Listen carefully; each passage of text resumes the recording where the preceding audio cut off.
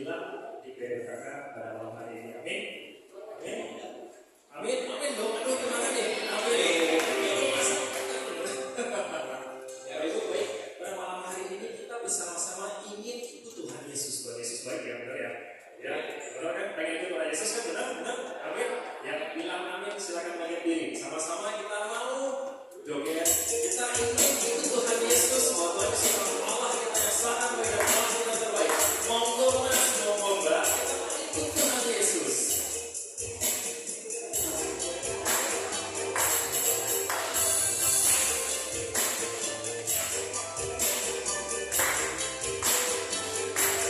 Monggo sambil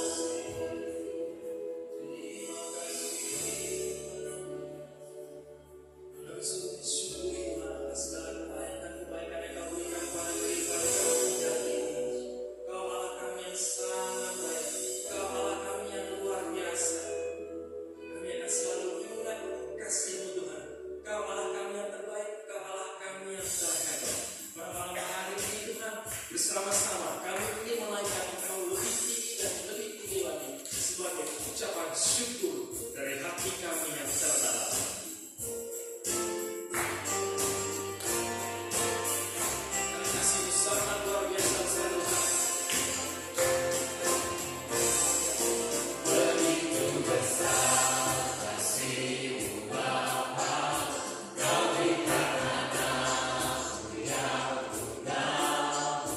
Di saat aku percaya kasih menyelamatkanku, bukan sebagai hakim dunia, tapi bernama yang berkorban untuk diriku. Kau tebus kasih menyelamatkanku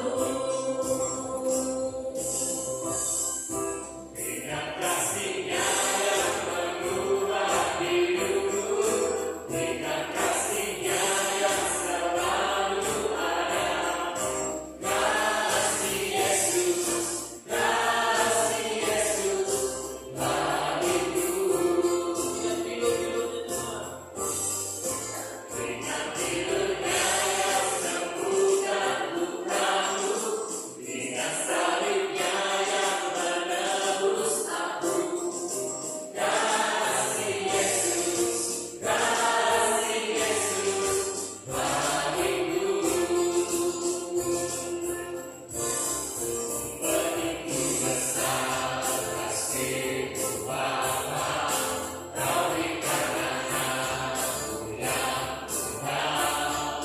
Di saat aku percaya kasih menyelamatkanku, bukan sebagai hakim dunia, tapi bernama yang berkorban untuk diriku. Kau tebusku kasih menyelamatkanku dengan kasih-Nya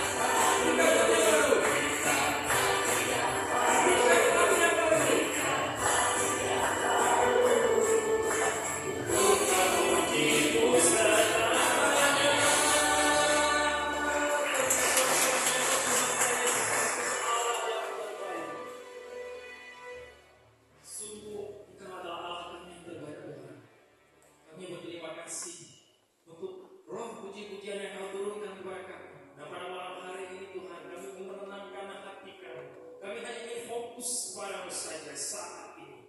Kami ingin masuk ke dalam gerbang. Kami hanya ingin masuk ke dalam ruang Maha Kudus pada malam hari ini. Biarkanlah Roh Kudus melayang-layang di antara kami, mengurapi kami Tuhan, dan biarkanlah hati kami bersatu padu, dan kami hanya ingin memandang Engkau, Allah kami yang maha hidup. Ya Tuhan kami Yesus Kristus, Engkau adalah Allah kami.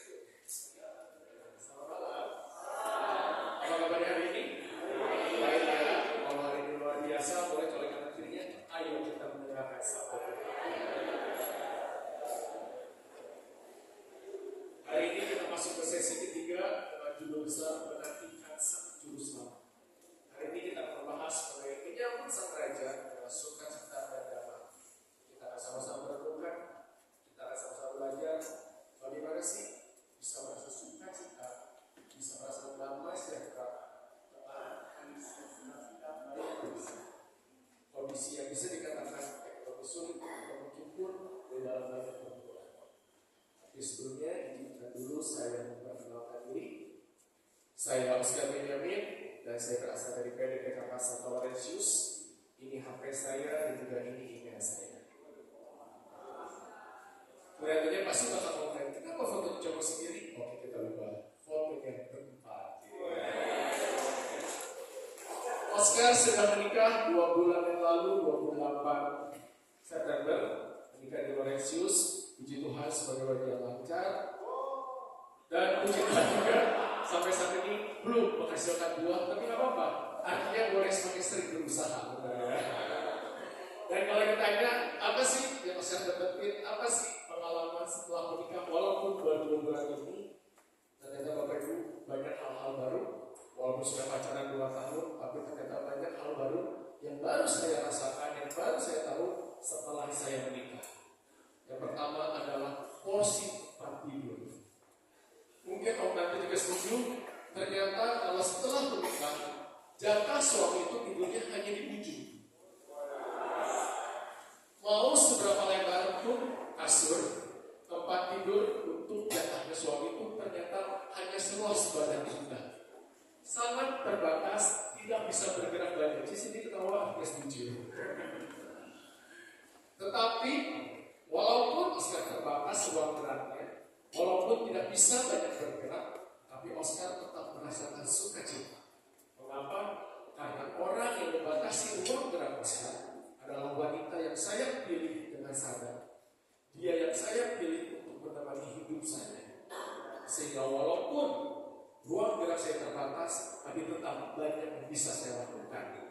Kedoain istri maksudnya, kedoain kasih kalimat positif. Begitu juga dengan kita ketika kita menjadi pengikut Kristus. Kita semua adalah orang-orang yang secara sadar telah memilih Yesus sebagai juru selamat dan hidup. Betul ya? Ketika kita menjadi pengikut Kristus, artinya kita pun memiliki banyak batasan-batasan dalam bergerak. Kita ada aturan-aturan Kristus, 10 perintah Allah dan juga larangan-larangannya. Tapi satu hal yang harus kita pegang, satu hal yang harus kita ingat. Ketika kita sudah sepakat, sudah setuju untuk menjadi pengikut Kristus, artinya kita pun setuju untuk senantiasa menjadi pelaku-pelaku firman yang sejati. Ketika kita menyadari tuntunan kita menjadi pelaku firman yang sejati, otomatis kita pun akan bersukacita ketika kita setia pada perintah Allah. Setuju Bapak Ibu? Setuju ya? Sesuai dengan yang dikatakan di Mazmur 1 ayat 1 sampai 2. Boleh kita baca sama-sama? 1, 2, 3.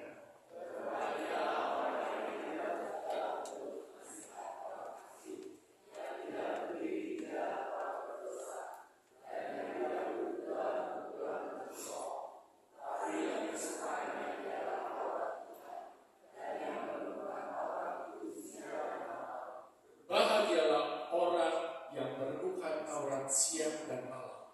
Kita boleh berbahagia, kita boleh merasa bersukacita yang penuh ketika kita tahu hidup kita, perkataan kita, perilaku kita menunjukkan bahwa kita adalah seorang pelaku firman yang sejati. Ketika kita patuh, taat, mengikuti setiap ajaran dan perintahnya, kita pun boleh bersukacita di dalam Dia. Itu yang dimaksud bersukacita di dalam Tuhan. Hal yang kedua yang saya tahu dari Michelle, mungkin Bapak Ibu 1 bulan lalu, mungkin kalau sadar 28 November itu saya nggak datang. Kenapa? Karena Michelle bilang itu 2 bulanan kita, jangan ada kegiatan lain, hanya boleh berdua. Saya waktu itu mikir, aduh, harus berduaan, duit kan susah kan? Mau diajak kemana nih?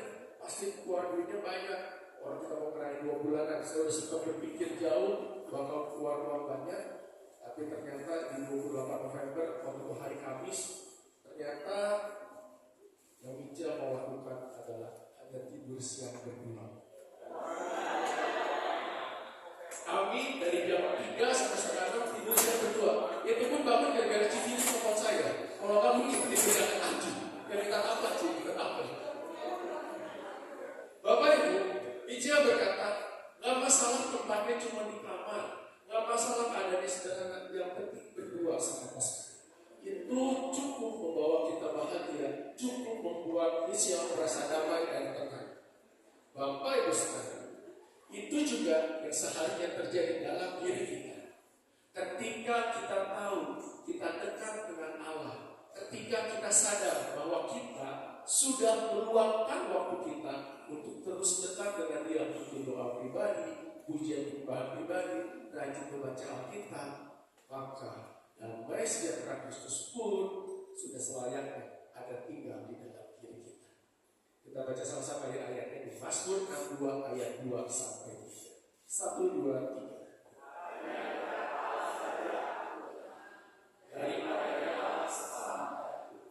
Hanya Dia aku berpaling dari kesalahan. Kota itu aku tidak akan goyah. Bersama Tuhan pasti ada jalan keluar. Bersama Tuhan kita pasti menemukan solusi-solusi untuk permasalahan kita. Ketika kita tahu hidup kita senantiasa setia berjalan bersama Tuhan, maka sewajarnya kita pun akan mendapatkan damai sejahtera yang berasal dari Tuhan. Hari ini kita sudah paham bagaimana bersuka cita dalam Tuhan dan juga merasakan damai Kristus ketika kita senantiasa meluangkan waktu untuk senantiasa intim bersama Dia.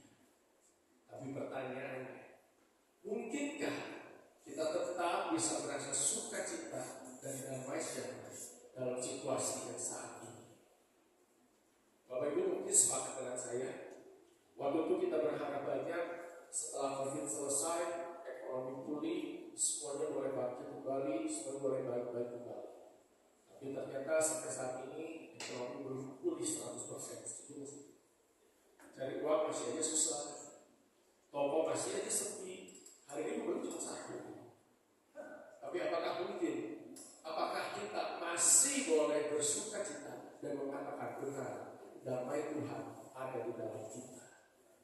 Sebelum kita sama-sama mencari jawabannya, sebelum kita sama-sama menemukan bagaimana sih kita senantiasa bersuka cita dan merasakan damai di tengah situasi yang sedang tidak baik-baik saja, saya ingin mengajak Bapak Ibu untuk melihat dulu bagaimana cara kita untuk menyambut kelahiran Sang Raja. Hari ini judulnya menyambut Sang Raja dengan sukacita dan damai. Ada 3 cara, ada 3 jalan bagaimana kita untuk menyambut Natal, menyambut kelahiran Sang Raja. Sudah siap Bapak Ibu untuk melihat 3 caranya? Kalau sudah siap, coba kanan kiri. Ada 3 cara menyambut Sang Raja. Cara yang pertama untuk menyambut Sang Raja adalah deklarasi Natal. Bapak Ibu ada yang sudah pasang pohon Natal? Sudah? Sudah. Beli atau pakai tahun lalu? Masih pakai tahun lalu ya, mahal beli baru terus. Kita mungkin sudah sebagian pasang hiasan Natal, pasang pohon Natal, tapi nyicil bukan cemburu. Tenang. Kita belum punya pohon Natal, besok di print aja ya Natal. Di print dan cukup hiasan Natal. Minggu lalu Bapak Ibu, pada saat pertemuan lingkungan saya sempat ketemu Pastor Alo dan saya bertanya, Pastor, sebetulnya kita boleh sih masa Advent pasang dekorasi Natal, menghias rumah, menghias toko, kantor kita dengan hiasan-hiasan Natal. Padahal kan belum masa Natal ya, masih masa Advent. Boleh nggak kita pasang hiasan-hiasan Natal yang indah? Dan jawaban Pastor cukup menarik. Karena dia pasanglah, berikanlah dekorasi yang terbaik untuk rumah kamu, untuk toko kamu. Tapi jangan lupa dekorasi juga hati, pikiran kamu. Jangan lupa kita pun harus menghias hati kita, diri kita, agar boleh semakin layak menyambut kelahiran Sang Raja. Ada firman-Nya di Zakaria 9 ayat 9. Kita baca sama-sama yuk. 1, 2, 3.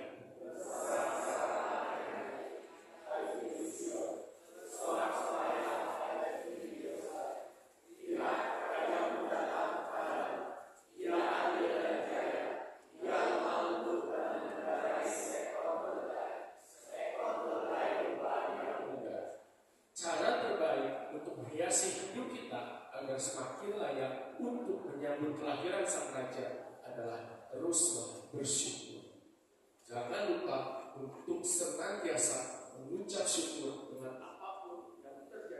di dalam hidup ini bagus banget ya. Boleh gantikan.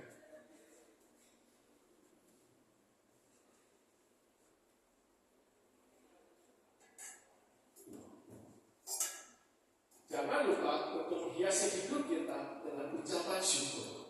Segala hal yang terjadi dalam kehidupan ini pasti membawa kebaikan untuk hidup kita. Setuju Bapak Ibu? Setuju ya? Sebagai contoh, saya pun belajar untuk senantiasa mengucap syukur apapun yang terjadi dalam hidup ini.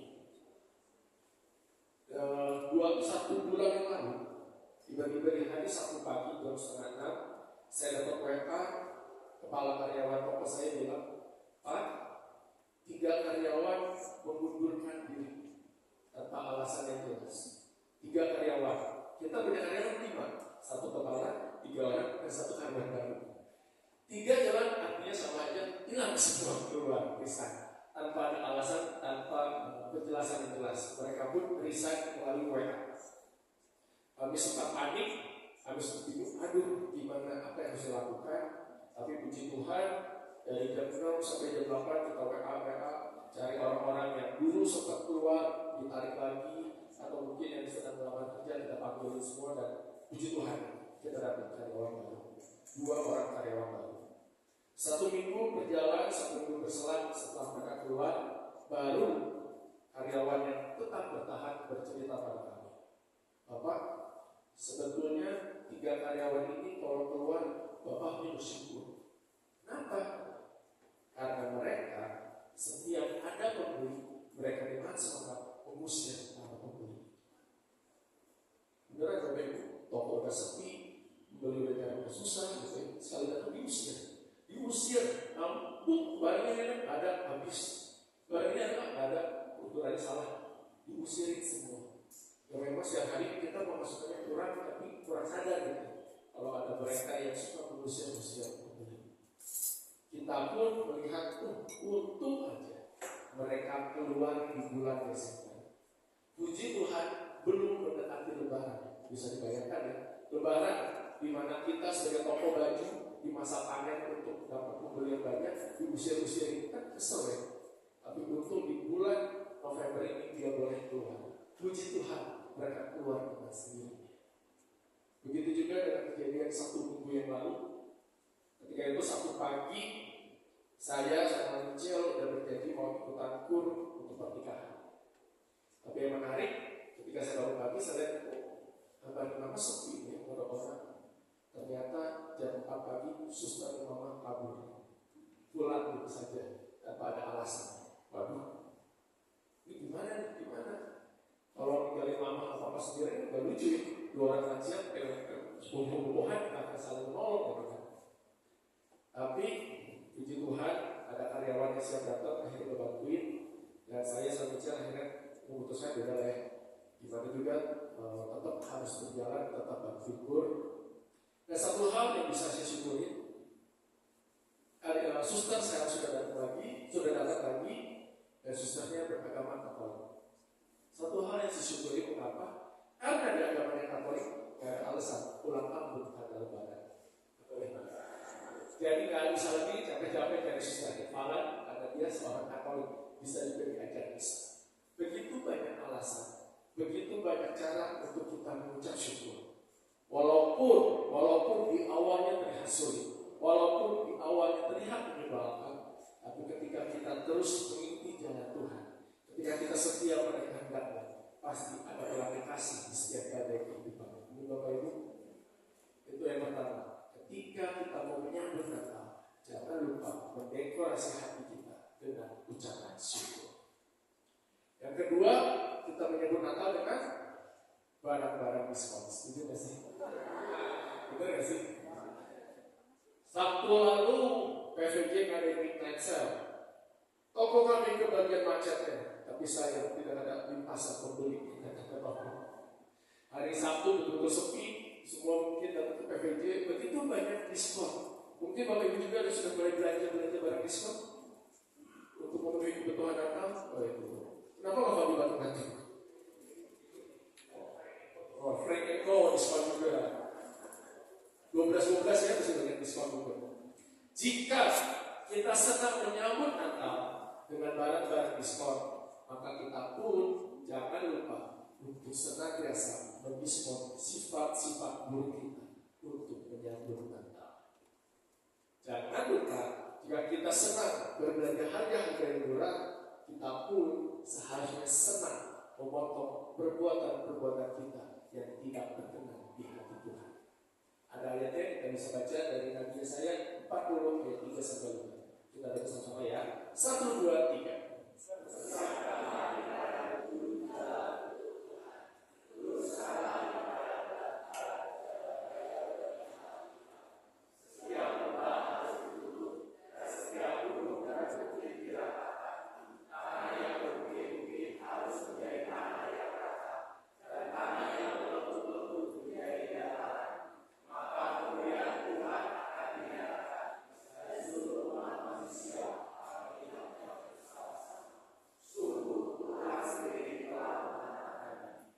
Ketika kita mau menyambut Natal, ketika kita menyambut kelahiran Sang Raja, jangan lupa untuk meratakan bukit-bukit dalam hati kita, menutup lembah-lembah di dalam diri kita, dan juga meluruskan jalan-jalan yang berlebih. Apa yang dimaksud dengan lembah yang tertutup, gunung yang harus diratakan, ataupun jalan yang berlebih? Lembah-lembah yang harus ditutup adalah orang-orang yang sedang mengalami kekeringan rohani, orang-orang yang sedang merasa frustasi, orang-orang yang merasa bahwa Tuhan tidak mampu menjawab persoalan yang sedang dihadapi. Rasa ragu kita, rasa takut kita, rasa putus asa kita itu harus ditutup, dikubur dalam-dalam, karena ketika Yesus lahir, Dia membawa harapan baru bagi kita semua. Begitu juga dengan bukit-bukit yang harus diratakan. Bukit gunung yang harus diratakan menggambarkan orang-orang yang sombong, orang-orang yang tinggi hati, orang-orang yang merasa tidak perlu lagi jamahan Tuhan untuk kehidupan. Orang yang tinggi hati bukan saja orang yang merasa dirinya hebat atau luar biasa. Orang yang tinggi hati bisa juga mengatakan, saya sudah terlalu sibuk bekerja. Dari Senin sampai Sabtu saya kerja, rasanya saya lelah jika harus hadir hari Minggu untuk liturgi Ekaristi. Rasanya saya malas untuk datang ke gereja karena sudah terlalu banyak pelayanan yang saya lakukan di satu minggu ini. Ketika kita mulai merasa tidak membutuhkan lagi kehadiran Tuhan, ketika kita mulai merasa diri kita sudah cukup baik untuk masuk ke dalam surga, itu pun harus kita lakukan. Itu pun adalah sifat yang tidak berkenan di hati Tuhan. Karena bagaimanapun kita sebagai orang Katolik sepakat dan setuju, liturgi Ekaristi itu para liturgi yang paling tinggi, liturgi yang tidak boleh dilewat satu minggu. Betul tidak?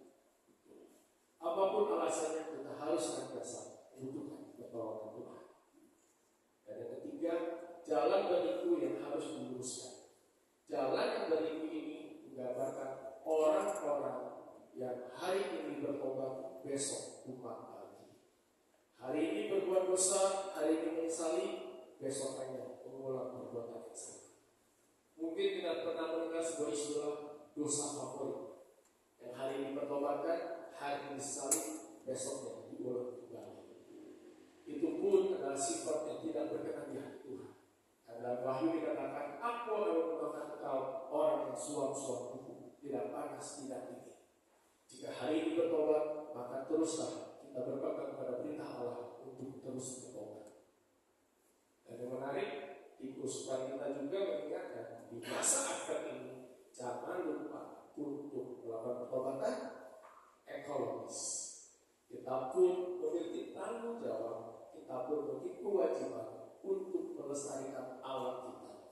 Ya, kalau dari kecil ya, bikin sudah sampah mungkin, atau sampah-sampah dipilah, mengurangi penggunaan botol plastik. Seperti ini adalah contoh yang salah. Terima kasih Cik, terima kasih contoh yang salah. Itu adalah contoh kita untuk melakukan pertobatan ekologis, mengurangi penggunaan botol plastik. Ada itu tidak ramah lingkungan.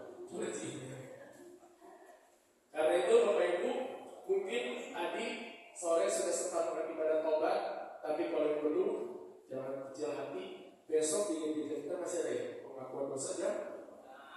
setengah 6 sore. Jangan lupa besok setengah 6 sore ada ibadah pengakuan dosa. Jadi Bapak Ibu yang belum melakukan pengakuan dosa, ayo besok masih ada kesempatan.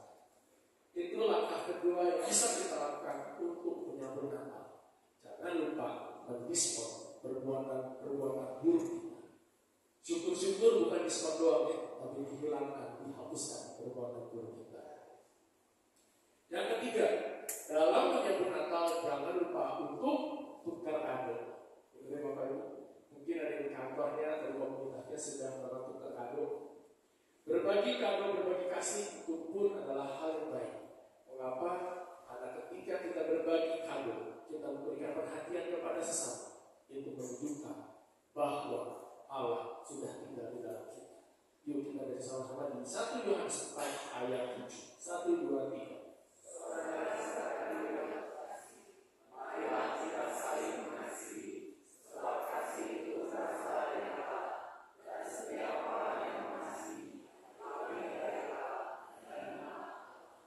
Ketika kita dengan rela hati berbagi kasih, memberikan kasih kepada sesama, itu sama saja kita mencerminkan bahwa kita adalah orang-orang yang sudah dipenuhi oleh kasih.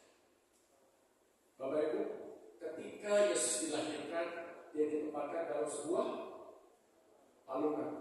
Palungan adalah tempat yang biasa digunakan oleh peternak untuk memberikan makan kepada hewan ternaknya. Betul? Artinya, palungan adalah media yang digunakan oleh peternak untuk membagikan berkat kepada hewan-hewan ternak. Betul? Artinya, ketika Yesus dilahirkan dan ditempatkan dalam palungan, dia pun menggambarkan bahwa dia datang ke dunia untuk membawa berkat, untuk berbagi berkat kepada orang-orang yang memiliki dia. Yesus lahir dan memberikan contoh, memberikan teladan kepada kita untuk senantiasa menjadi berkat bagi sesama. Artinya, kita yang sudah menjadi pengikut-pengikut Yesus pun sewajarnya memiliki kerinduan untuk membagikan kasih Allah kepada sesama. Berbagi kasih Allah tidak hanya sebatas memberikan kado ataupun hadiah, tetapi memberikan perhatian, mendoakan teman kita, mengunjungi orang sakit, itu pun adalah salah satu cara yang bisa kita gunakan untuk membagikan kasih Allah kepada sesama.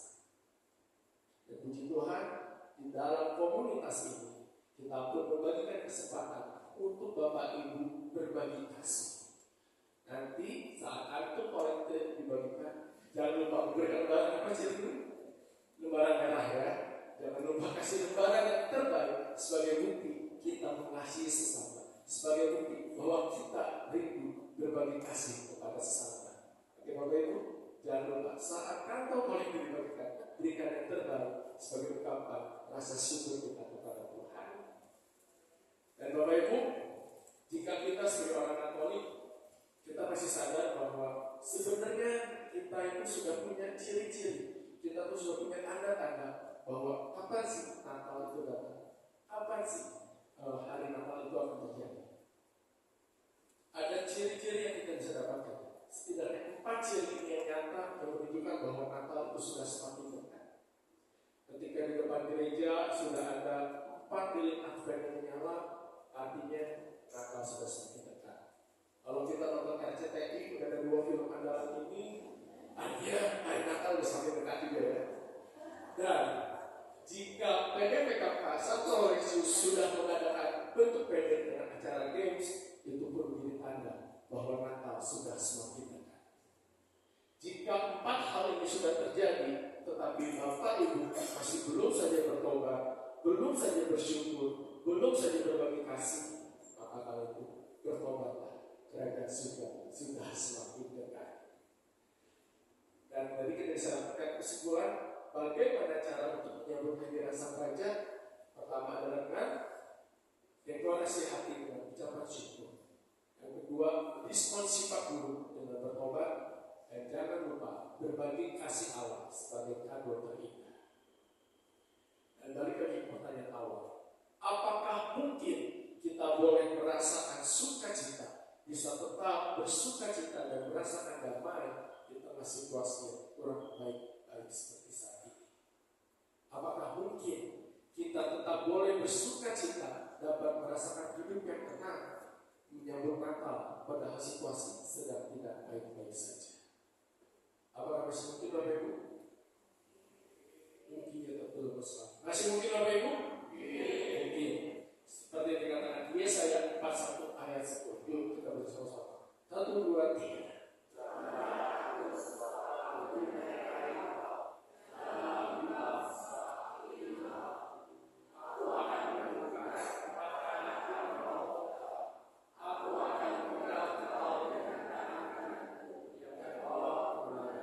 Kelahiran Kristus memberikan harapan baru bagi kita semua.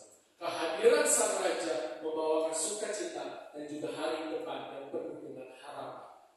Ketika kita menyambut Kristus, ketika kita menyambut kelahiran Kristus, artinya kita pun sepakat, kita pun setuju bahwa harapan itu masih ada.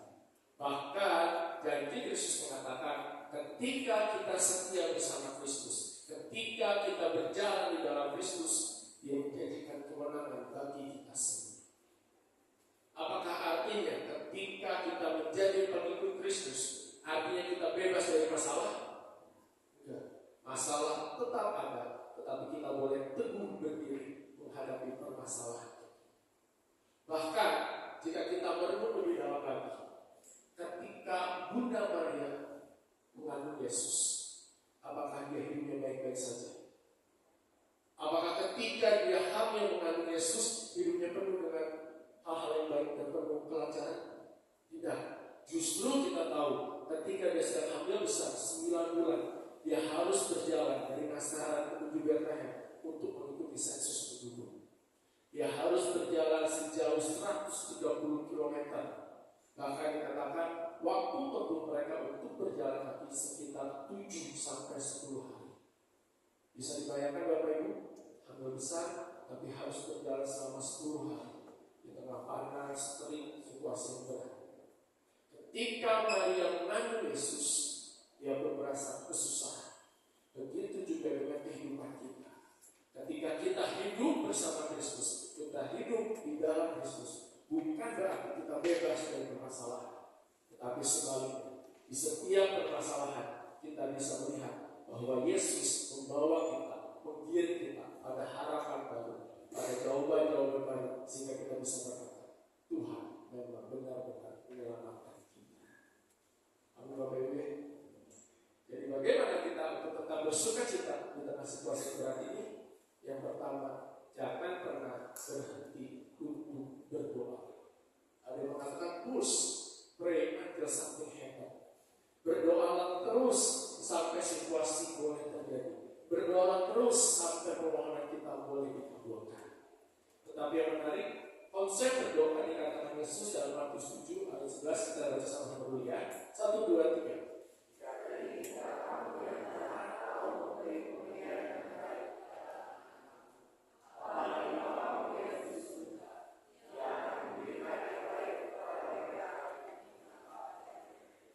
Konsep berdoa kita itu ternyata sama seperti ketika seorang anak meminta hadiah atau meminta sesuatu kepada orang tuanya. Kita di sini banyak om, tante, cici, koko yang sudah punya anak. Saya ingin ngetesnya satu orang aja untuk tahu gimana sih berisik ketika seorang anak meminta sesuatu kepada orang tuanya. Jiring-ling, kalau dipegang. Jiring-ling, anggap aja cici masih punya anak SD kelas 6, umur 12 tahun. Tiba-tiba anak cici minta dibeliin Chivas Regal. Kira-kira Jiring bakal kasih? Miskin. Sosok ngerti. Kira-kira cici kasih apa? Kenapa nggak dikasih?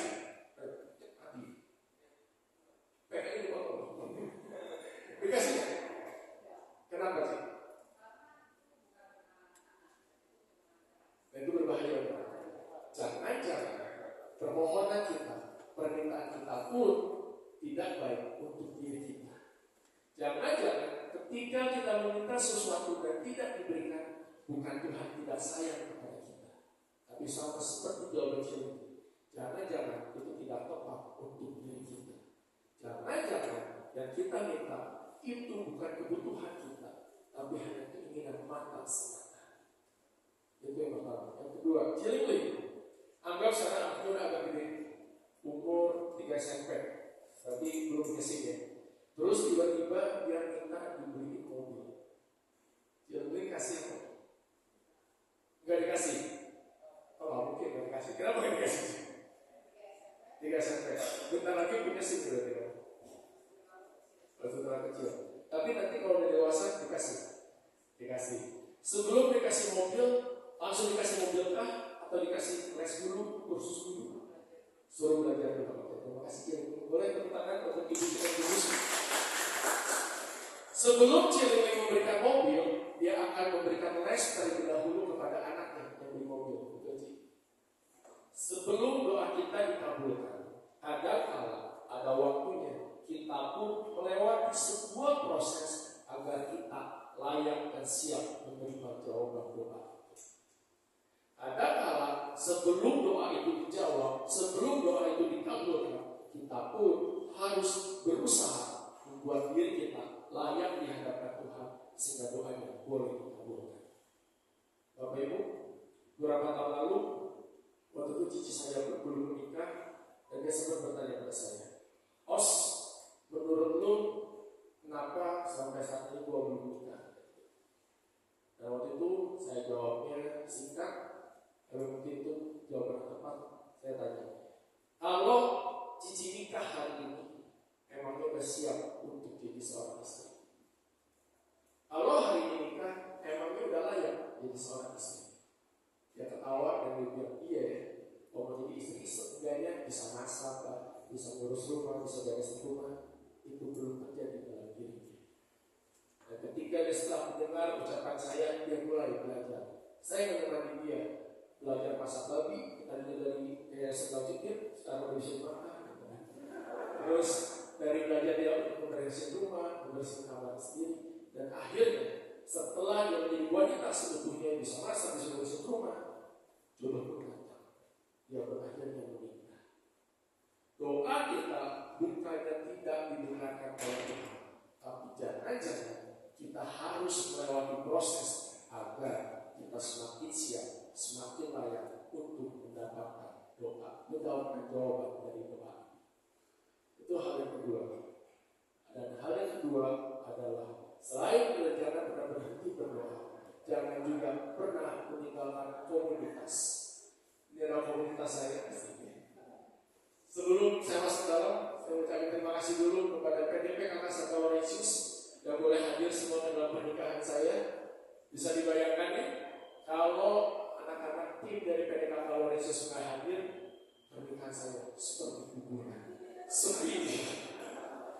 Karena terbukti setelah foto bersama ini selesai, pulang udah bubar ke masjid, sepi, semuanya nggak ada. Karena kadang ini suatu kenyataan yang mau harus diakui. Kadang statusnya keluarga tapi kelakuannya seperti teman. Tapi sebaliknya statusnya teman tapi kasih support, kasih dukungan, bahkan lebih dari sebuah keluarga. Itu adalah komunitas, itu adalah tempat kita bertumbuh. Dan Bapak Ibu sekalian, mengapa saya mengatakan ketika kita mau bertumbuh, ketika kita mau merasa sukacita dan damai sejahtera Allah, jangan pernah meninggalkan komunitas. Mengapa? Karena di dalam komunitas Tuhan bisa menggunakan setiap orang yang di dalamnya untuk memproses kita, untuk membentuk kita. Bahkan boleh jadi mereka-mereka dalam komunitas boleh jadi saluran berkat untuk hidup kita. Sebagai contoh Bapak Ibu, saat ini saya baru saja mendapatkan kesempatan untuk menjadi seorang agen pakaian dalam. Sebuah pakaian dalam, brand yang cukup ternama, dia mencari agen untuk Kota Bandung dan sekitarnya. Ketika kita mau menjadi seorang agen, artinya kita butuh 3 hal. Ada sebab itu. Pertama, sales yang punya database. Kedua, kita harus punya admin yang bisa mencatat semuanya, yang punya portfolio Dan yang ketiga, kita harus punya uang. Benar nggak? Ada modal sebenarnya untuk stok awal. Dan puji Tuhan, Tuhan yang memberikan, Tuhan juga yang menyediakan. Ketika saya ditawari untuk menjadi agen pakaian dalam, ternyata ada lagi seorang sales yang baru keluar dan dia datang ke toko saya dan dia menawarkan diri untuk bekerja di sana. Puji Tuhan, saya melihat database banyak, pengalaman cukup panjang, akhirnya oke, salesnya datang. Admin, ternyata bicara 8 tahun menjadi seorang admin. Gak usah saya ajari, gak usah saya perintah-perintahin, bahkan gak usah digaji. Tapi saya menjadi seorang admin yang handal, seorang admin yang sudah mengerti bagaimana membuat formulir, dokumen, apa yang disiapkan untuk menjadi seorang admin. Dan saya pun bisa yakin admin saya gak akan berbuat curang. Mau curang gimana? Isi sendiri gitu. Dan yang ketiga, modal. Waktu itu kami pun berpikir, gimana ini duitnya? Sebenarnya harus ada uang dikit kan?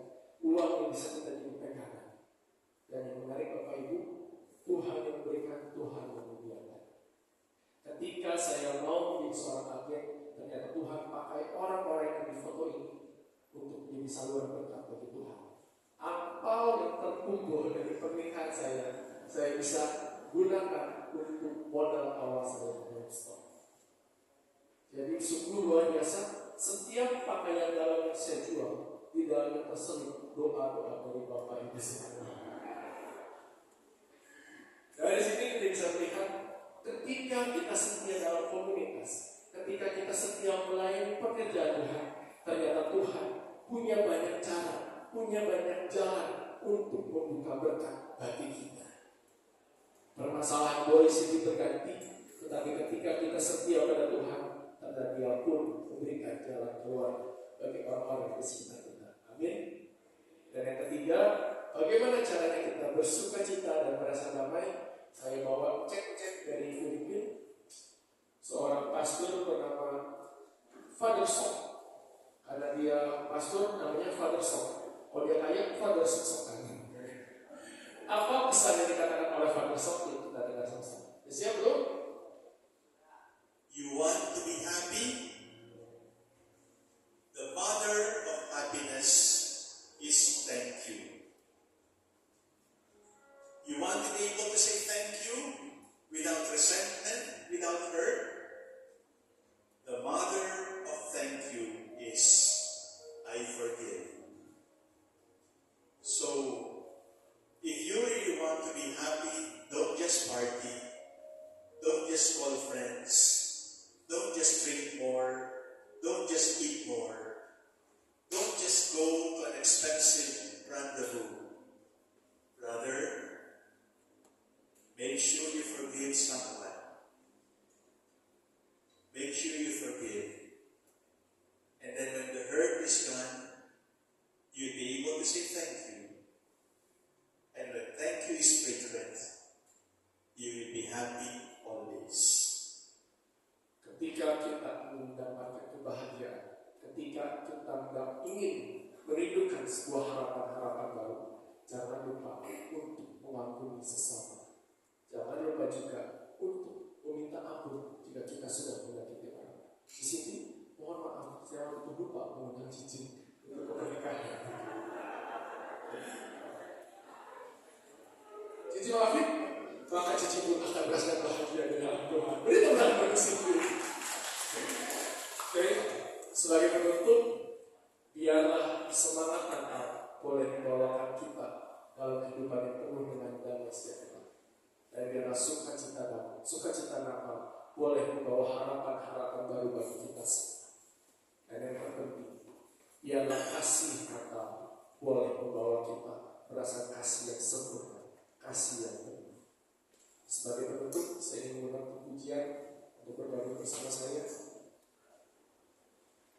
Natal sudah di depan mata. 2 minggu lagi kita akan merayakan Natal. Pertanyaannya, apakah kita benar-benar sudah mempersiapkan diri untuk menyambut kehadiran Sang Kristus? Apakah benar hidup ini sudah dipenuhi dengan ucapan syukur dan terima kasih? Apakah kita sudah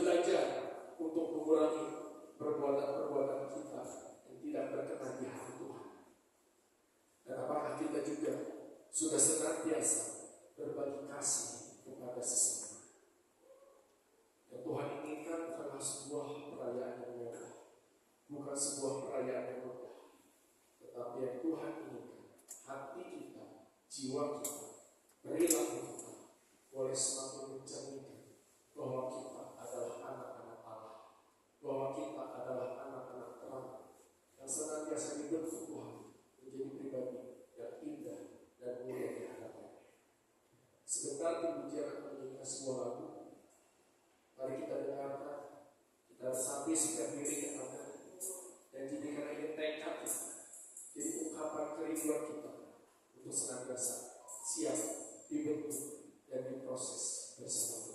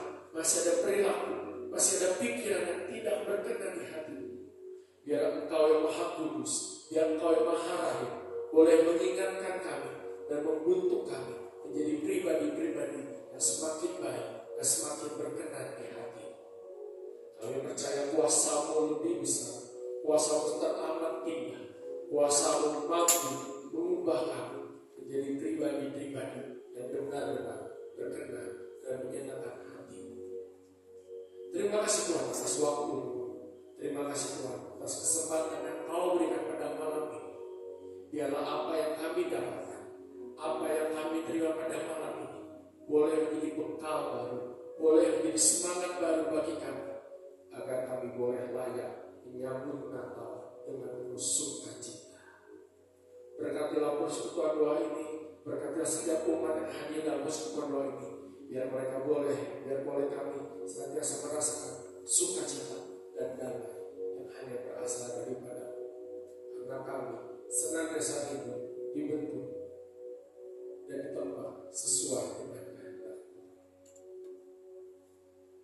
Jadikan aku bisa, jadikan aku bintang yang Kau padamu berikan.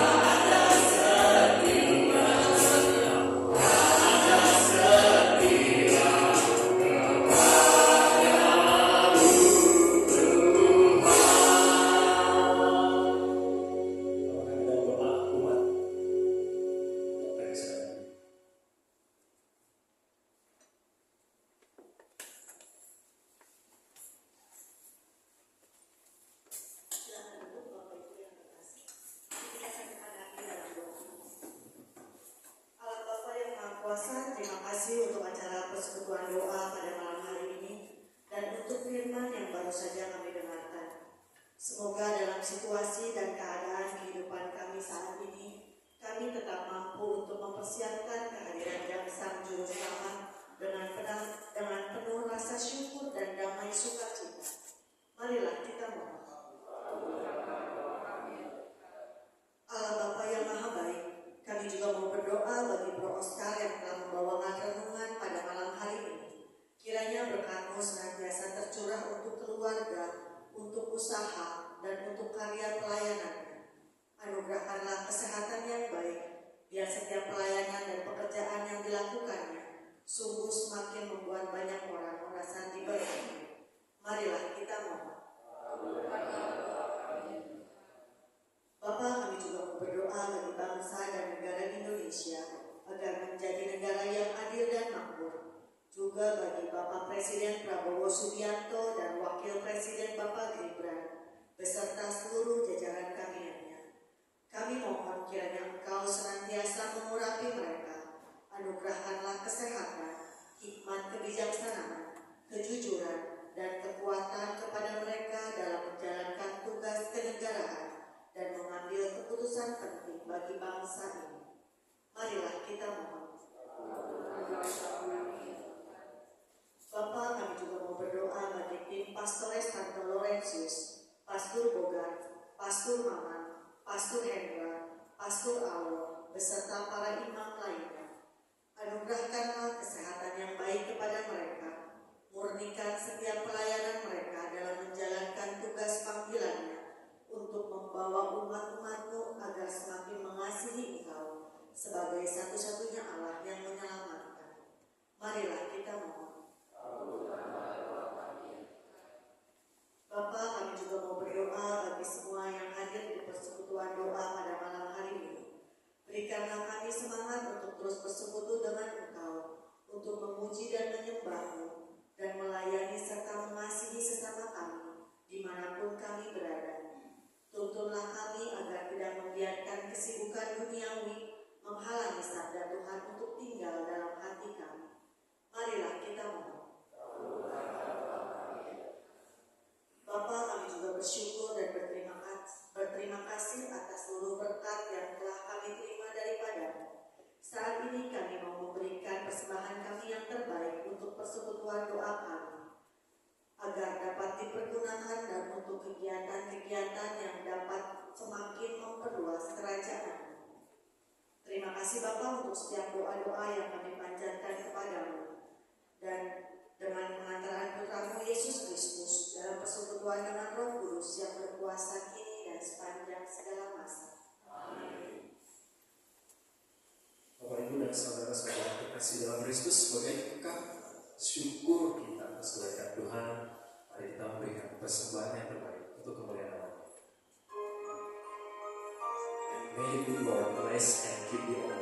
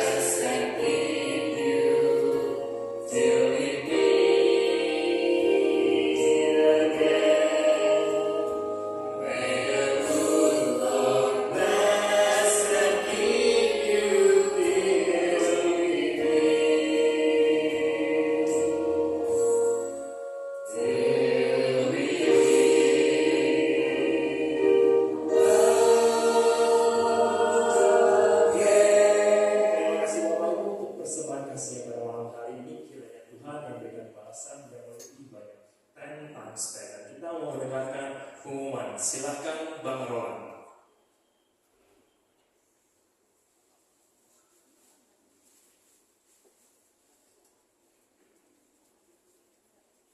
Selamat malam Bapak Ibu yang terkasih. Apa kabar? Luar biasa ya, biasa kita. Oke, Bapak Ibu yang terkasih, ada beberapa pengumuman dan kami ucapkan sebelumnya terima kasih kepada Bapak Oscar atas firman-Nya yang kami bawakan pada malam hari ini.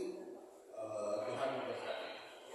Dan terima kasih juga kepada seluruh anggota tim dari Persekutuan Doa yang bertugas, baik yang di depan layar maupun di belakang layar atau di bawah layar, ya, atau di belakang layar ini, ya, bukan saja di belakang tirai, ya. Oke, terima kasih semua. Tuhan memberkati. Dan juga kepada seluruh umat yang hadir, dan hari ini kita hadir beberapa umat baru ya, yang baru hadir pertama kali. Ya, mungkin tadi ada Bro Arvin ya. Arvin bukan yang namanya. Alvin, maaf ya. Pleset dikit ya. Sama Bro Sis. Lupa namanya. Iya, ya, sama Bro juga.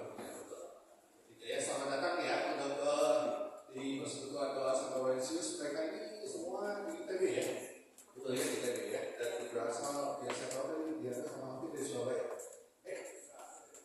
Oh iya ya, Alvin dari Jakarta, dia dari Surabaya, juga dari Jakarta juga ya. Oke. Selamat datang. Itu dulu ya hadirannya untuk bisa kembali hadir di persekutuan doa Santo Laurentius baru. Beberapa pengumuman, silakan. Nah, selama bulan Desember, PDPK Santo Laurentius memiliki tema itu menantikan Sang Juru Selamat. Jadi minggu kemarin sudah, minggu hari ini sama Bro Oscar, dan minggu depan juga masih ada tanggal 19 Desember yang berjudul Sukacita Bersama Sang Juru Selamat. Ya, dan ini adalah persekutuan doa terakhir daripada Santo Laurentius untuk di tahun 2024. Ya. Dan ada kejutan di persekutuan doa yang minggu depan. Pokoknya kalau nanya kejutannya apa, datang aja. Ya, nanti belum tahu, gitu kan? Ya. Oke, masih sama hari Kamis jam 19 di ruang Krista. Berapa? Maksudnya ruang Krista ini di tempat ini. Oke, next. Dan kita masih ada 2 syafaat terakhir mungkin. Iya, betul ya. Masih ada yang Selasa depan tanggal 17 Desember 2 syafaat terakhir kita sama di ruang Agnes 2 lantai di bawah jam 18.30. Ditunggu kehadiran dari Bapak Ibu untuk bisa mengikuti 2 syafaat. Mari kita mendoakan wujud-wujud atau kita mendoakan juga bagi orang lain selain itu mendoakan buat kita. Ya, next. Dari PDPK Santo Laurentius mengundang Bapak Ibu juga untuk melakukan doa Koronah Rahiman Ilahi. Jadi doa ini dilakukan setiap hari via Zoom, tidak pernah berhenti selama 1.200 berapa ya? Udah hampir 3 tahun ya? Udah 4 tahun ya? Hampir 4 tahun. Setiap hari 14.45 lewat Zoom online, 14.45 mulai sampai selesai. Jadi ID password tidak pernah berubah. Silakan dicatat untuk bisa kita bersama-sama berdoa bagi bangsa Indonesia dan juga kesembuhan dari orang-orang sakit. Next. Bagi yang mau didoakan, silakan memasukkan wujud doa, bisa WA pada Linda dan Bapak. Ya. Kemudian, next. Nah, ini ada acara nih buat besok ya. Besok itu ada acara LED itu dari komunitas Gracia Youth ya, dari anak-anak remaja komunitas Gracia Youth Catholic Community ya. Nah, berjudulnya adalah Homecoming yang berisi praise and worship bersama dengan Bapak Krismanto Sabtu 14 Desember besok di Maulana Yusuf nomor 5 jam 5 sore. Ada biaya pendaftaran. Saya juga harus daftar ya. Coba aja daftar kalau mau ikutan, nanti bisa ikut ya besok. Yang punya anak silakan. Yang punya anak boleh ya. Sini ada di sini nih. Yang punya anak gitu ya. Oke, next. Nah, untuk membantu para pewarta kita untuk menjadi pewarta yang lebih baik, maka kita sebagai umat yang baik mendukung para pewarta kita dengan mengisi kuesioner. Ya, kuesioner ini diisi nanti untuk membantu pewarta kita pada malam hari ini, Bro Oscar, untuk bisa berkembang menjadi lebih baik lagi. Ya, silakan diisi di scan QR code-nya dan diisi menurut Bapak Ibu saran dan masukannya yang akan bisa membangun buat seluruh pewarta kita di PD Laurentius maupun di Keuskupan Bandung. Next, sudah Terima kasih, Tuhan Yesus memberkati. Bapak Ibu dan saudara-saudari terkasih dalam Kristus, mas-mas Bapak, kita sudah sampai ujung acara kita pada malam hari ini dan kita mau tutup persekutuan doa kita. Doa. Tuhan Yesus Kristus, Engkau adalah Tuhan kami yang terbaik. Terima kasih Tuhan untuk pengajaran beberapa hari ini, sehingga kami semakin lebih disadarkan bahwa kami harus selalu senantiasa berikan sebuah maaf, dan kami akan menerima sangat besar sekali sukacita. Dan biarkan sukacita yang terbaik itu yang kami nantikan sebentar lagi, yaitu kelahiran putra Tuhan kami Yesus Kristus, membawa sebuah arti dan semangat supaya kami bisa lebih menjalani kehidupan kami ini sesuai dengan cara dan sesuai dengan jalan. Semua doa ini kami panjatkan hanya di dalam nama putra Tuhan kami Yesus Kristus yang hidup berkuasa dan juga bertahan sepanjang segala masa. Amin. Dalam nama Bapa dan Putra dan Roh Kudus. Amin. Bapak Ibu, seperti yang dikatakan Bro Oscar tadi, sebuah sukacita. Sukacita adalah sesuatu yang memang kita nantikan beberapa hari lagi, di mana Tuhan kita Yesus Kristus itu lahir. Tapi sebelum Tuhan Yesus lahir, kita mau menerima sebuah sukacita kecil yang Tuhan akan berikan kita, yang namanya prasukacita, sebagai pengantar kita menuju sukacita besar saat Tuhan Yesus kita lahir. Mari kita bangkit berdiri. Kita mau menerima sukacita dari surga.